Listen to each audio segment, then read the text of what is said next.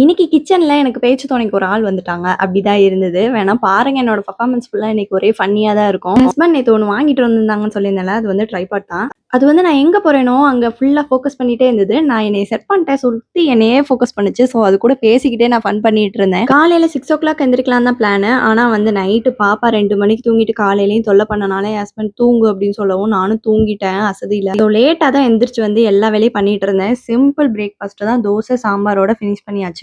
நானும் அந்த ட்ரைபாடும் சேர்ந்து ஃபன் பண்ணிக்கிட்டு இருந்தோம். அது என்னைய வாட்ச் பண்ற மாரியே இருந்துச்சு. நான் எங்கெல்லாம் போறேனோ அங்கெல்லாம் அதுவும் பார்த்துக்கிட்டே இருந்தது. நல்லா இருந்தது. கூட ஒரு ஆள் உட்கார்ந்திருக்க மாரியே நான் அது கூட பேசிட்டே பண்ணிட்டு இருந்தேன். அத பத்தி நான் ஃபுல் வீடியோ அது எப்படி இருக்கு, என்ன ஏதுன்னு இன்னும் கொஞ்சம் நல்லா தெரிஞ்சுக்கிட்டு போடுறோம். இது வந்து டே 2 பாப்பாக்கு வந்து இந்த நட்ஸ் எல்லாம் ஊற வச்சு குடுத்துட்டு இருக்கேன். ஹார்லிக்ஸ் மாரி சூப்பரா இருக்கு. ஸோ நான் கொஞ்சம் கொத்தமல்லிய காலி பண்ணதுக்கு அப்புறம் அந்த ரூட் எல்லாம் எடுத்து வச்சிட்டு இருக்கேன். வளருதான்னு பார்ப்போம். அப்புறம் இந்த குட்டி மேடம் எந்திரிச்சிட்டாங்க. ஸோ அவங்களுக்கு பால் ஆத்தி குடுத்தேன் ஃபர்ஸ்ட்டே. ஏன்னா சாப்பாடுலாம் லேட் ஆகும். அதனால பால் தான் குடுத்துட்டு இருக்கேன். இன்னைக்கு மார்னிங் எங்களுக்கு இப்படிதான் டெய்லி ரொட்டீன் இப்படிதான் போகும். ஸோ இதே மாதிரி நெக்ஸ்ட் வீடியோல பார்க்கலாம். அது வரைக்கும் டாடா பை பை.